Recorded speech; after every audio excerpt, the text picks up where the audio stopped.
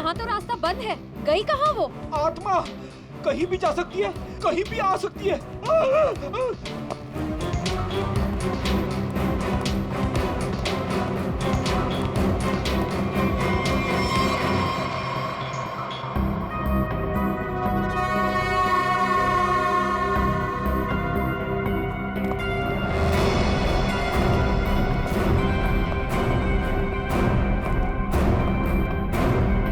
Sir, यहाँ तो कोई नहीं है, वापस चलें? भाई तो यहीं पे है, ढूंढो।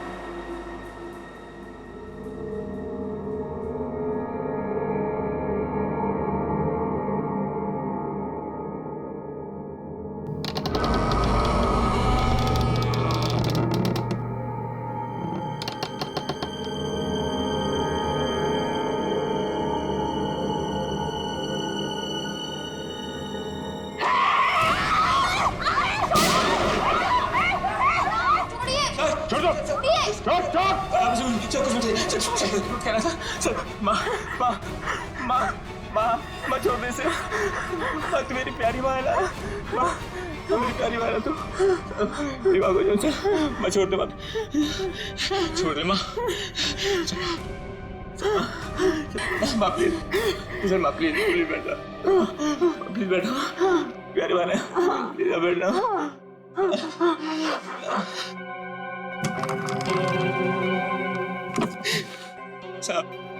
साहब मेरी माँ की दिमागी हालत बहुत खराब है साहब। साहब मैं बहुत गरीब हूँ साहब। साहब मेरे पास इतने पैसे भी नहीं है कि अपनी माँ का इलाज करा सकता था साहब, इसलिए मैंने इसे यहाँ पे छुपा के रखा साहब। साहब जब ये 2-3 बार यहाँ से छूट के भाग गई तो लोगों ने इसे आत्मा समझा साहब। चलो सर, एक बात तो पक्की हो गई, यहाँ पे कोई आत्मा नहीं है। साहब प्लीज मेरी माँ को माफ कर दो साहब, इसकी कोई गलती नहीं है साहब। मैं मानता हूँ कि साहब मेरी माँ को ना दौरे आते हैं, पर ये साहब किसी का खून नहीं कर सकती साहब। ठीक है, तुम परेशान मत हो। तुम्हारी माँ की देखभाल का बंदोबस्त हम लोग करेंगे, ठीक है? साहब मैं आपका ये एहसान कभी नहीं भूलूंगा साहब। नहीं, एहसान की बात नहीं है, ये तो हमारा फर्ज है। और हो सके तो तुम भी किसी की मदद कर देना। सर लेकिन अब तक हमें खूनी का पता नहीं चल पाया है।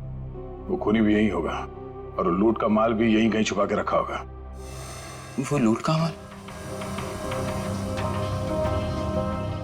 वो कुछ देर पहले मैंने ना वो खोदने की आवाज सुनी थी साहब। कहाँ पे?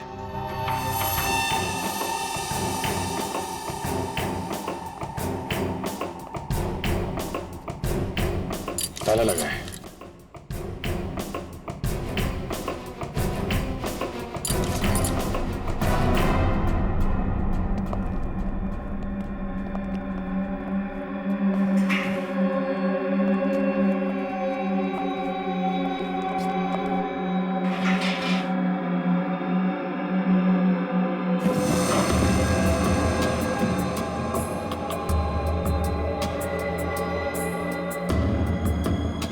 यहाँ पे कुछ है?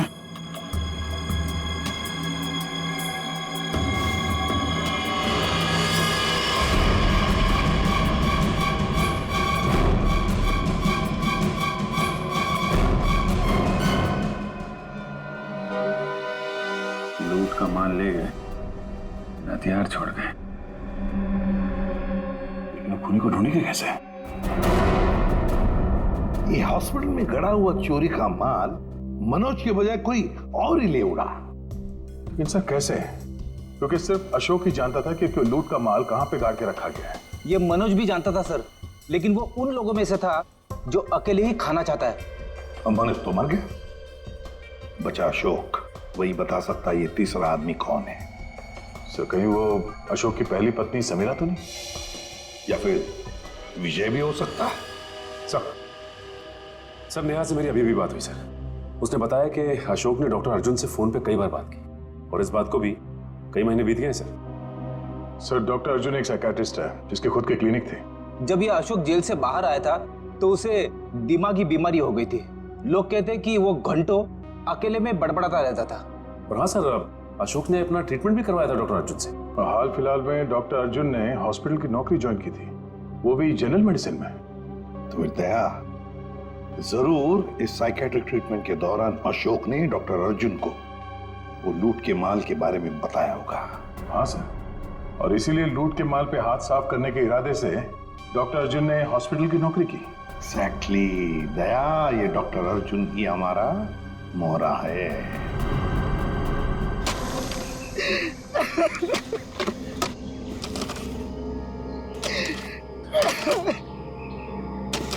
तुम ऐसा क्यों कर रहे हो मेरे साथ? मुझे प्लीज जाने दो। तुझे जाने दूं? तू ही तो वो बलि का बकरा है जो मुझे जेल से बचाएगा, और मैं तुझे ही जाने दूं?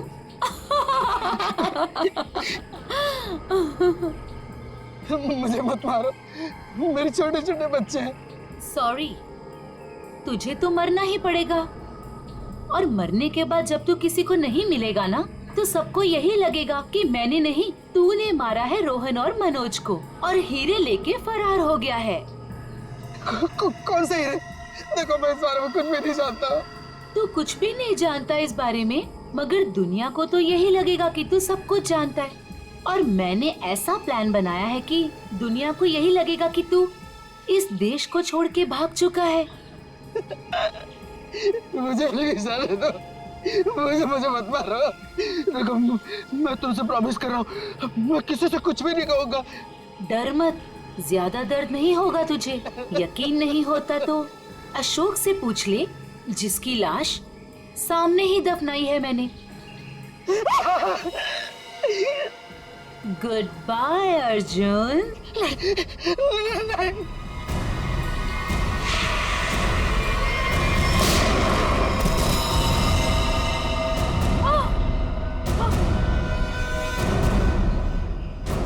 सीआईडी?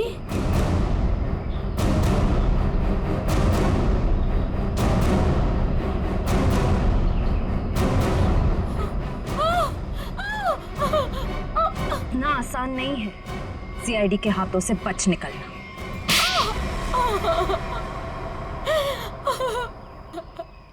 तुम्हें अशोक ने चुराए हुए हीरों के बारे में पता कैसे चला? सर, अशोक जेल से छूटने के बाद मुझसे मिला था, और वो बहुत अकेला और बहुत परेशान था सर। और सर, वो मुझसे प्यार भी करने लगा था, और मेरे लिए वो अपने आप को सुधारना भी चाहता था। अशोक को मैं पहले से जानती थी, और वो मुझसे प्यार भी करता था। और एक दिन नशे की हालत में मुझे उसने उन हीरो के बारे में बताया।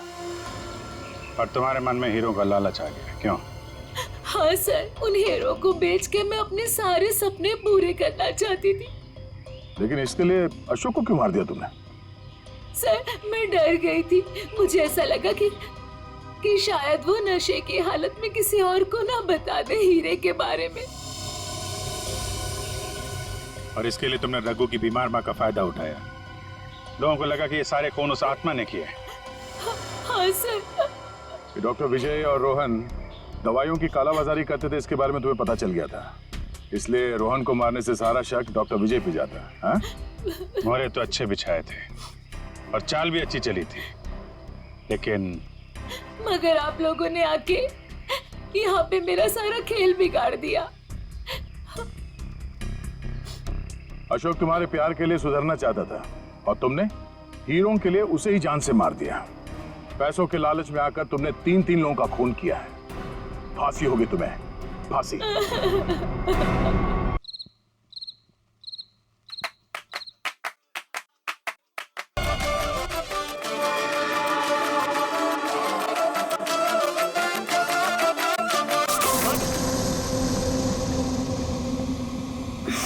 टीवी क्यों बंद हो गया फिर से? कुछ भी नहीं चलता है यहाँ पे तो।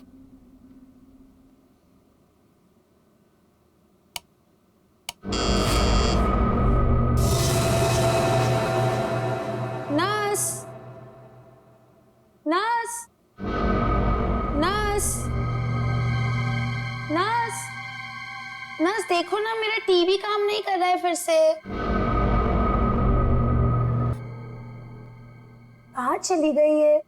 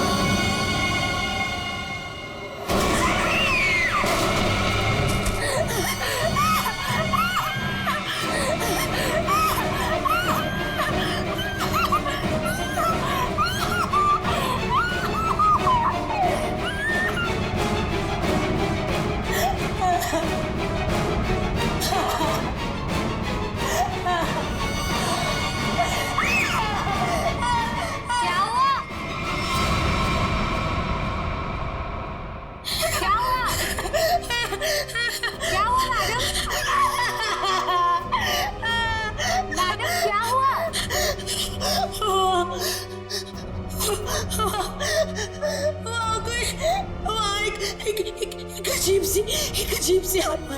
हाँ, कोई नहीं है मैडम। इस फ्लोर पे आपके अलावा और कोई नहीं है। एक अजीब सी औरत। रुकिए, मैं देकर आती हूँ। मैं देकर आती हूँ।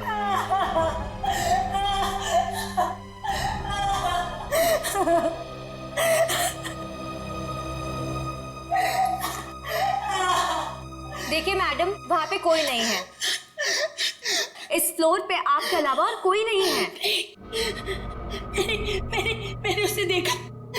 मैं सच बोल रही हूँ। एक अजीब सी आत्मा। मुझे यहाँ से शिफ्ट करो। मैं यहाँ नहीं रहूंगी। मैडम देखिए, आपको पहले ही बताया जा चुका है, हॉस्पिटल में इस बेड के अलावा और कोई बेड अवेलेबल नहीं है। वो मुझे मार डालेगी। वो मुझे मार डालेगी। ठीक है मैडम, मैं देकर आ रही हूँ। मुझे नहीं मारना बाकी है। मुझे मार डालेगी। मैडम मैं देकर आती हूँ।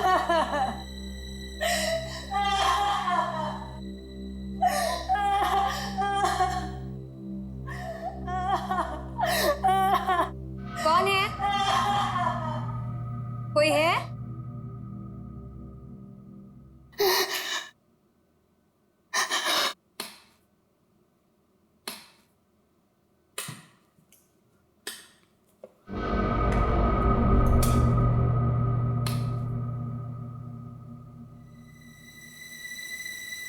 कहाँ गई वो? भागो भागो भागो भागो भागो।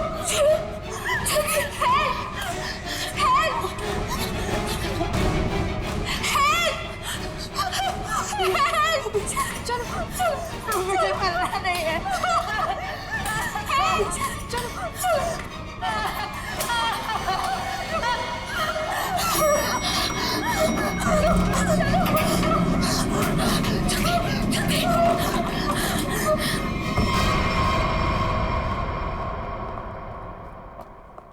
अरे हटिए हटिए आप लोग।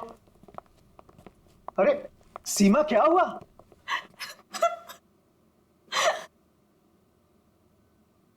अरे बेटा, क्या हुआ? सर, हम पे हमला हुआ है। हमला? कैसा हमला? किसने किया? नीचे वाले फ्लोर में एक आत्मा है। उसी ने हम दोनों को मारने की कोशिश की। आत्मा? क्या बकवास कर रहे हो तुम? हॉस्पिटल में आत्मा कैसे हो सकती है? हाँ सर, सोनल सच कह रही है। नीचे कॉरिडोर में एक आत्मा है। सर, अगर हम भागे नहीं होते तो हम मर जाते। एक तो यहाँ पे पगार वैसे भी कम है और दूसरा आत्मा का लफड़ा वैसे भी है यहाँ पे। हाँ भाई, मैं तो अब दूसरी जगह काम ढूंढता हूँ। सीमा, चुप हो जाओ और मुझे ठीक ठीक बताओ कि तुमने नीचे क्या देखा। मैम, बेल बजी और मैं सोनल के रूम में गई। इन्होंने मुझसे कहा कि कॉरिडोर में कोई है, और जब मैं बाहर देखने गई तो कॉरिडोर में कोई नहीं था। कौन है वहाँ?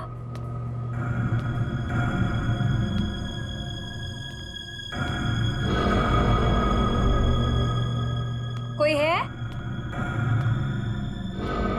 कौन है? कौन है वहाँ?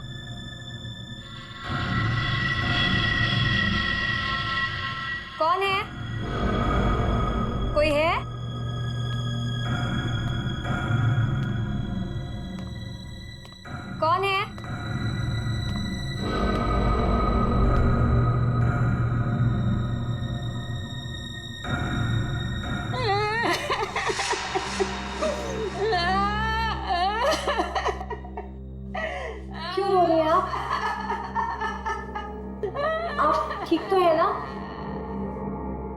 सुनिए, आप ठीक तो हैं? कोई मदद चाहिए आपको?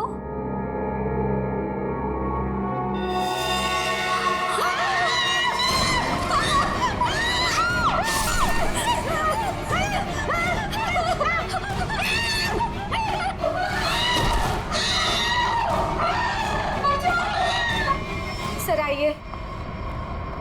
सर, वो 11 नंबर कमरे के सामने ही उस आत्मा ने मेरे ऊपर हमला किया था। सर, मैं नहीं जाऊंगी वहां।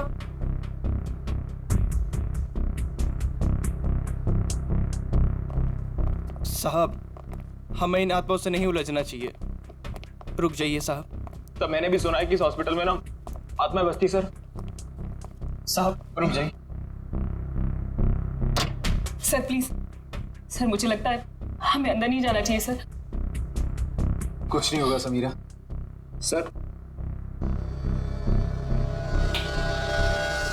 ये लाइट क्यों नहीं जल रही?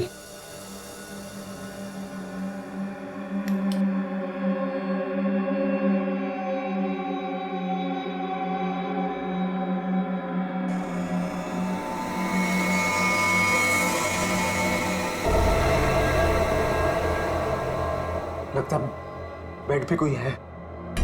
सर प्लीज मत जाइए। Sir please. साहब, सर सर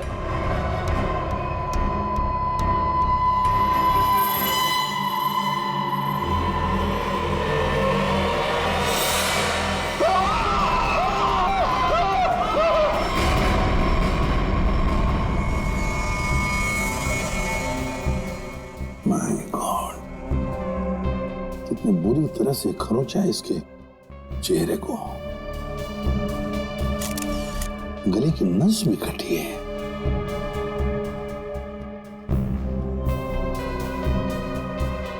समझ में नहीं आ रहा। क्या सर? पूर्वी, गले की नस जब कटती है तो कितना खून बहता है पता है ना? यहां देखो, इसके गले की नस कटी है लेकिन खून सिर्फ गले के उधर है, इस शर्ट के आसपास, और बस सिर्फ इस बेडशीट पर। ये कैसे हो सकता है? अरे अपने आप को बचाने के लिए वो यहां से वहां इधर से उधर भागा होगा ना, तो खून आसपास तो गिरना ही चाहिए, या तो कुछ भी नहीं है। सर कहीं ऐसा तो नहीं कि ये जब इसकी मौत हुई तो ये बेहोश पड़ा था? सर या फिर इसे कहीं और मारकर बॉडी यहाँ पर छुपा दी हो। नहीं नहीं नहीं, कुछ न कुछ तो गड़बड़ जरूर है, कुछ न कुछ तो गड़बड़ जरूर है। देखते हैं।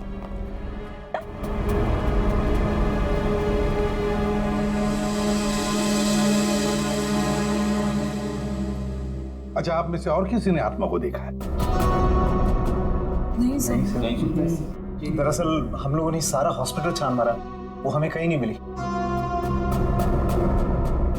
आत्मा जिसे दिखना चाहे सिर्फ उसी को दिखती है सर, और हमने इन सोई हुई आत्माओं को जगा दिया है। हमने ऐसी आत्माएं बहुत देखी है, समझी, और सबको बंद करके रख दिया। अच्छा, मनोज के बारे में कुछ बता सकते हो? सर मनोज हमारा पेशेंट था। वो 2 दिन पहले हमारे हॉस्पिटल में एडमिट हुआ। उसे बदन में बहुत दर्द था और उसे सांस लेने में काफी तकलीफ हो रही थी सर। लेकिन सर हैरानी की बात यह है, उसका बेड तो 4थे फ्लोर पर था, नीचे कैसे आ गया? एग्जैक्टली। मैं 2 घंटे पहले सर ऊपर पेशेंट्स की रिपोर्ट चेक करने गया था। मैंने भी मनोज को वहीं देखा था। ये बात किसी को तो पता चलनी चाहिए थी, हॉस्पिटल के स्टाफ में से। पता नहीं सर। और ये मनोज ने पेशेंट के कपड़े की जगह डॉक्टर के कपड़े कैसे पहन रखे?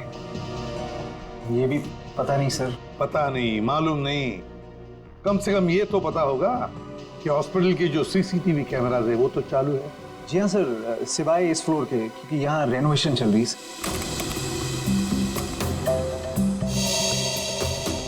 सर ये है मनोज का रूम, कॉरिडोर का आखिरी कमरा, रूम नंबर 404। अच्छा,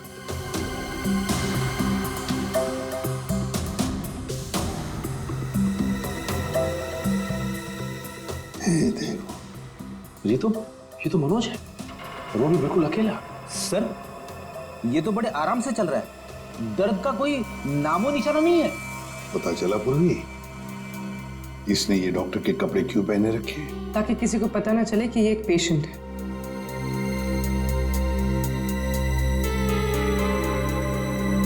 सर इसने कुछ छुपा कर रखा है। रुको रुको, लिफाफे जैसी चीज है, क्या क्या लेके जा रहा है वो इस लिफाफे में? मीरा, अब 3rd फ्लोर वाला फुटेज दिखाओ जरा। Yes sir.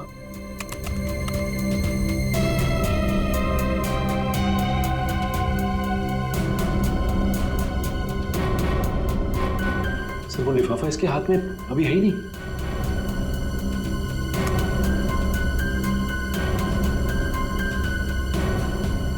क्या हो सकता है उस लिफाफे में?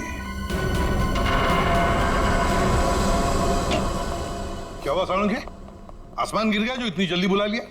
हाँ बॉस, समझो कि आसमान ही गिर गया है। क्या मतलब? मतलब ये कि इस आदमी की मौत इन घावों की वजह से नहीं हुई। क्या? तो फिर? ये जो घाव हैं ये इसके मरने के 1 से 1.5 घंटे के बाद बनाए गए। घाव मरने से 1-1.5 घंटे बाद? ओह, तो इसीलिए उस हॉस्पिटल के कमरे में हमें कहीं पर भी खून की छींटें नहीं नजर आई।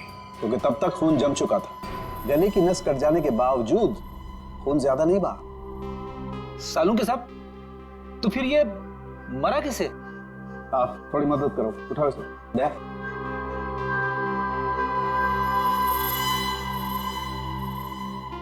बस ये देखो, इंजेक्शन का मार्क।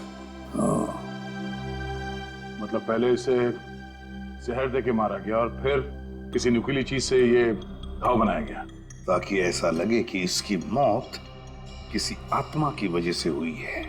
बिल्कुल।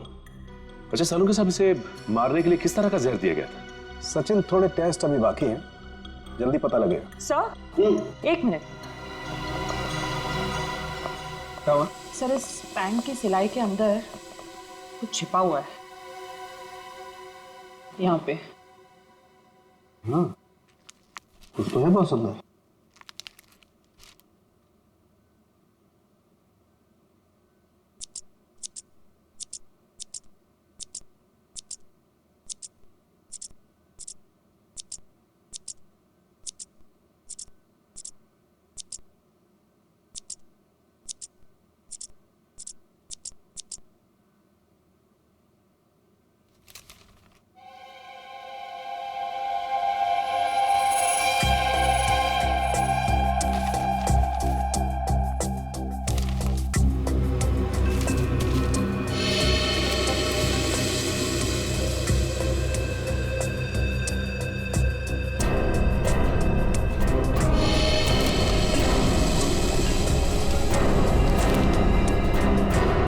कोरा कागज है। लेकिन सर, कोई क्यों इतनी मेहनत करके ऐसा पेपर अपने पैंट में छुपा कर रखेगा जिसमें कुछ भी ना हो?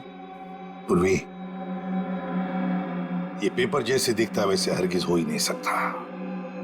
जरूर इस पेपर के अंदर कोई ऐसी कीमती चीज छुपी है जो इस मनोज की जिंदगी पे भारी पड़ गई।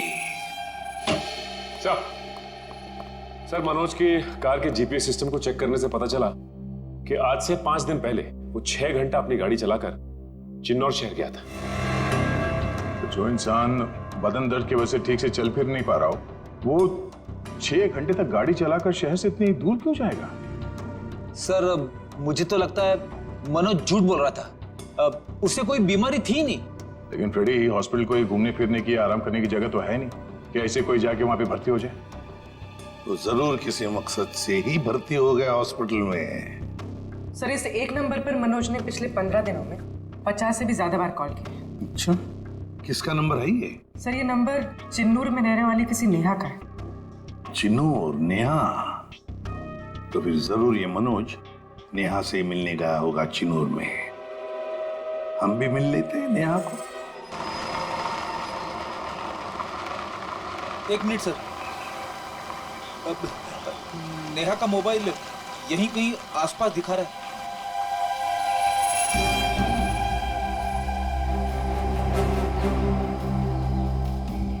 आसपास गाड़ी के अलावा तो कुछ भी नहीं है। क्या वो इसी गाड़ी में तो नहीं है? पर सर वो ऐसे वीराने में क्या करने आई होगी? चेक कर लो कार को जरा।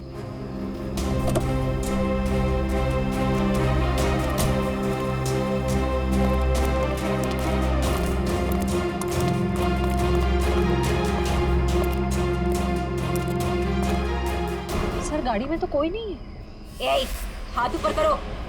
चला के करने की कोशिश की ना तो खोपड़ी उड़ा दूंगी। गन नीचे। कौन हो आप लोग? हम लोग सीआईडी से हैं। गन लेके क्या कर रही थी यहाँ पे? मैं किसी का इंतजार कर रही थी और ये मेरी लाइसेंस वाली गन। मेरा काम ही कुछ ऐसा है कि मुझे कभी भी जरूरत पड़ सकती है इसकी। क्यों? ऐसा क्या काम करती हो कि तुम्हें गन की जरूरत पड़ती है? हा? प्राइवेट डिटेक्टिव हूँ मैं। Private detective? जी हाँ। किसी मनोज नाम के आदमी को जानती हो तुम? मनोज? क्लाइंट है वो मेरा। है नहीं, था। अब वो मर चुका है। मर चुका है? ओह माय गॉड, कैसे? क्या काम कर रही थी तुम मनोज के लिए? उसने मुझे अशोक नाम के आदमी को ढूंढने के लिए हायर किया था। अशोक? कौन है ये अशोक? अशोक कई साल तक जेल में बंद था और जेल से छूटने के बाद ही वो अपना नाम पता सब बदल कर किसी छोटे से शहर में रह रहा था। कि मनोज का एक मुजरिम से क्या कनेक्शन है? वो तो मैं नहीं जानती, लेकिन हाँ, मनोज ने मुझे अशोक के गांव का पता दिया था। वहीं से मुझे पता चला कि अशोक एक छोटे से चिन्नूर नाम के गांव में रह रहा है, नई पहचान बना के। ये वही शहर है ना जहाँ तुम आखिरी बार मनोज से मिली थी? जी सर। सर, लगता है मनोज के खून में अशोक का कोई ना कोई कनेक्शन जरूर है। अच्छा, अशोक की कोई तस्वीर है तुम्हारे पास? जी हाँ।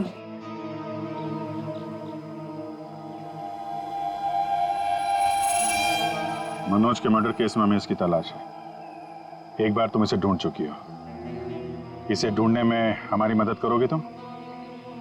बिल्कुल सर, सीआईडी की हेल्प करने में मुझे बहुत खुशी होगी। 32 मिखिलेश के, 33 सुभद्रा डी, 34 सुपेश सी, ठीक है, 35 मानव डी। क्या जिंदगी है यार, मुर्दों के साथ रात गुजारनी पड़ती है। अरे ये 37 नंबर कहाँ गया? कहाँ चला गया यार? लाश है। हो सकता है कोई रिश्तेदार लेकर गया हो। कोई रिश्तेदार लेके गया हो तो कम से कम इसमें एंट्री तो होती रजिस्टर में। मुझे लगता है हमें किसी को बताना चाहिए। इस जगह में कुछ तो है, इस हॉस्पिटल में कुछ है। अरे ये क्या हो रहा है? अब ये क्या होने लग गया? रोहन भाग, मेरी बात मान, भाग यहाँ से। आजा, भाग जा। संजय! संजय! संजय! संजय! संजय! संजय! संजय!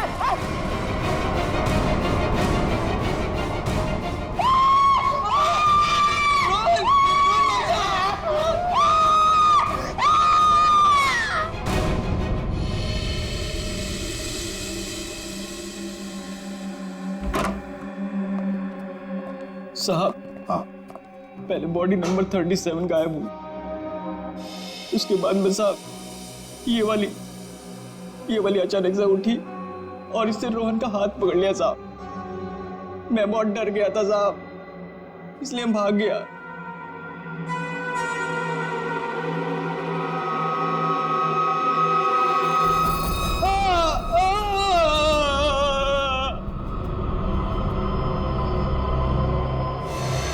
सर, गरोज के निशान तो बिल्कुल मनोज जैसे।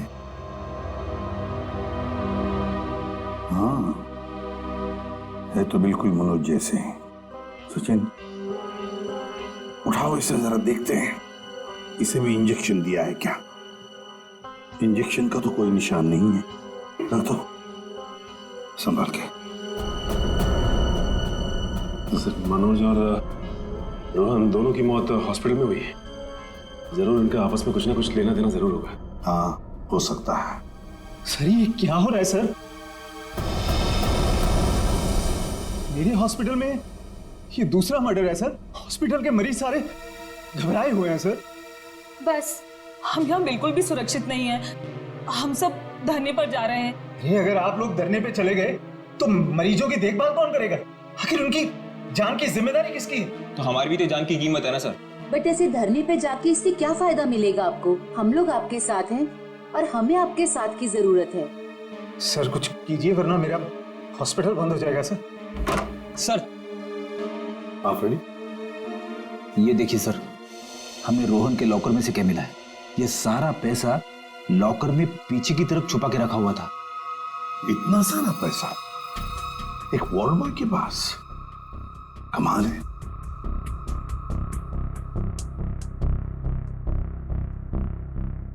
आप में से कोई जानता है इस पैसे के बारे में? नहीं सर, हमें कुछ नहीं पता। किसी को भी नहीं पता? नहीं सर। सर, ये रोहन जरूर किसी गलत काम में इन्वॉल्व होगा और शायद इसी वजह से इसकी मौत हुई हो। हाँ, हो सकता है।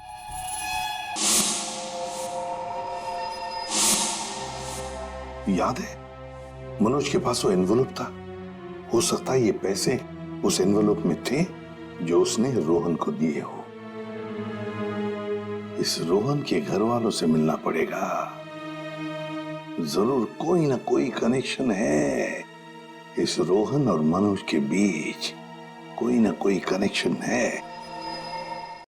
अशोक के बारे में कुछ पता चला? नहीं सर, अब तक नहीं, लेकिन नेहा भी अपने तरीके से पता लगा रही है सर, अशोक की तस्वीरें हमने अपने सारे खबरियों को और पुलिस स्टेशन पे भिजवा दी है। ग्रेट। अपूर्वी, कुछ पता चल रहा है इस कोरे कागज के बारे में? नहीं सर, सारे टेस्ट करके देख लिए, कुछ पता नहीं चला। क्यों इस कागज को लेके घूम रहा था वो मनोज? क्या वजह हो सकती है? ऐसा क्या है इस कागज में? क्या हो सकता? एक मिनट दया, कुछ याद आ रहा है। साउथ अमेरिका में जो ड्रग स्मगलर्स हैं ना, आपसी बातचीत के लिए वो लोग एक खास तरीका इस्तेमाल करते हैं। पूर्वी, यूवी लैंप लेकर आओ। रेडी? लाइट्स ऑफ करो।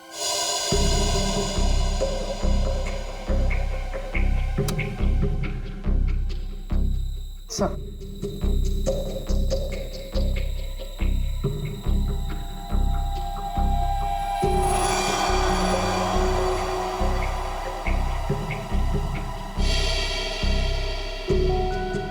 आप ठीक कह रहे थे सर। हाँ सर, ये तो बिल्डिंग का ग्राउंड प्लान है। लेकिन सर, ये बिल्डिंग कौन सी है? नाम तो दिख नहीं रहा है। ये प्लान हमें मनोज के पास से मिला सर, और वो किसी बहाने से उस हॉस्पिटल में रह रहा था। तो कहीं ऐसा तो नहीं कि नक्शा उसी हॉस्पिटल का? देख के तो ऐसे ही लगता है। बस अब पता करना है कि मनोज ने इस नक्शे को इतने संभाल के क्यों रखा। बहुत दिनों से मेरी बीमारी का इलाज चल रहा है। इलाज में बहुत ज्यादा पैसे खर्च होते हैं। अब इतना खर्चा हम जैसे गरीब इंसान के बस की तो बात नहीं है।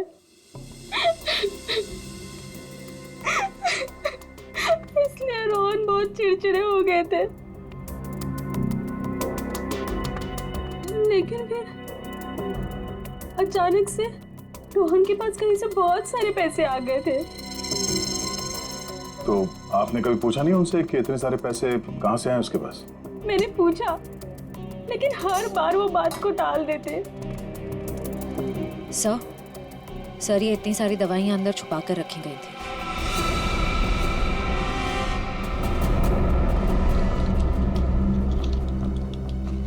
ये तो बहुत महंगी दवाइयाँ। कहीं ये रोहन हॉस्पिटल से दवाइयाँ चुरा कर बाहर बेच तो नहीं रहा था? रोहन का कोई दोस्त या जान पहचान वाले आदमी को जानती हैं आप, जो रोहन के साथ इस धंधे में शामिल था? नहीं सर। हाँ, एक रात उन्हें जब लगा कि मैं सो रही थी तो वो बाहर किसी से मिलने गए थे। कौन था आदमी? बाहर बहुत अंधेरा था, मैं नहीं देख पाई। लेकिन ना, रोहन उन्हें बार बार सर कह के पुकार रहे थे। सर? कुछ और कुछ याद आता है उस आदमी के बारे में? कोई भी बात?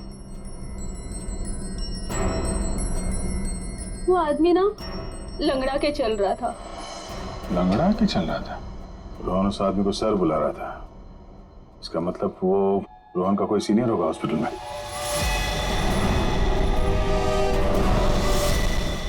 अरे सर, उस हॉस्पिटल का प्रबंधक विजय, वो भी तो लंगड़ा के चलता था। विजय? क्या बेकार की बातें कर रहे हैं सर आप? मैं अपने ही पेशेंट्स को मार के अपने हॉस्पिटल को बदनाम क्यों करूंगा? क्या बात है मिस्टर विजय, आप तो बहुत ही भले आदमी हैं। अगर आप अपने हॉस्पिटल के बारे में इतना ही सोचते हैं तो ये बताइए कि अपने ही हॉस्पिटल के दवाइयों की कालाबाजारी क्यों कर रहे हो? दवाइयों की कालाबाजारी? मैं कुछ नहीं जानता यार। एक सवाल से ही दादा पापा हो गया इनका। देखो विजय बाबू, रोहन की पत्नी से हम लोग मिल चुके हैं उसने रोहन के साथ झगड़ा करते हुए तुम्हें खुद देखा है। हॉस्पिटल का स्टाफ, डॉक्टर्स सब दवाइयों की चोरी को सही बता रहे हैं, समझे?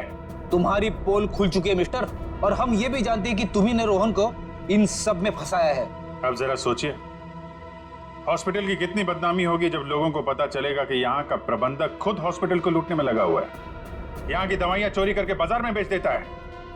अब आप खुद कबूलोगे या हमारे पास और भी तरीके हैं मुंह खुलवाने के? मुझे माफ कर दीजिए सर, मुझसे गलती हो गई। वो कुछ दिनों से मेरी फाइनेंशियल पोजीशन ठीक नहीं थी, इसलिए ये सब करने के अलावा मेरे पास और कोई चारा भी नहीं था। तो रोहन को तुमने हिस्से के लिए मार दिया? नहीं सर, मैंने किसी को नहीं मारा। इन हत्याओं से मेरा कोई लेना देना नहीं। वो तो कुछ दिन पहले मनोज मुझसे मिलने आया था और कह रहा था कि उसे इस अस्पताल में दवाइयों की चोरी के बारे में पता चल गया है। तो उसे पता चल गया था कि तुम ये सब कर रहे हो? नहीं सर, उसे ये पता चल गया था कि अस्पताल नुकसान में चल रहा है। वो इसे खरीदना चाहता था। फिर बेचा क्यों नहीं? वो इसे गिराकर एक कमर्शियल बिल्डिंग खड़ी करना चाहता था। तो तुम मान गए? नहीं सर, मैंने मना कर दिया। तो फिर जो आदमी इस हॉस्पिटल को खरीदना चाहता था वो मरीज बनके यहाँ भर्ती क्यों हुआ? ये मुझे पता नहीं मैडम। अब अगर इलाज करवाने के लिए कोई हॉस्पिटल में आता है तो हम उसे मना कैसे कर सकते हैं? जो मनोज के हाथ में लिफाफा दिखा था, हो सकता है वो पैसे उसने रोहन को इसलिए दिए हों कि दवाओं की चोरी के पीछे जो असली मुजरिम है उसे वो एक्सपोज कर सके। अगर ऐसा होता तो ये हॉस्पिटल बदनाम हो जाता और ये हमेशा के लिए बंद। जो दो लोग ऐसा कर सकते थे वो तो रहे नहीं। अब तो कोई बचा भी नहीं है जो तुम्हारी पोल खोल सके। क्यों? मैं अपने बच्चों की कसम खा के कहता हूं सर, मैंने किसी को नहीं मारा। मैं बेईमान हो सकता हूं लेकिन हत्यारा नहीं सर। लगता तो है ये झूठ नहीं बोल रहा है। ये मनोज किसी अशोक को ढूंढ रहा था ना?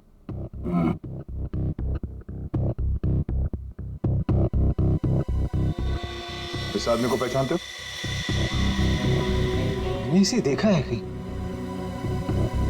अरे हाँ, ये तो समीरा का दूसरा पति है। कुछ दिन पहले हॉस्पिटल में आके इसने हंगामा किया था और सिक्योरिटी को बुलाकर इसे बाहर निकलवाना पड़ा था। समीरा? अरे सर, ये वही औरत थी जो बार बार आत्मा का नाम लेके सबको डरा रही थी। अच्छा, सबको डरा रही थी? इस समीरा जी से मिलना होगा।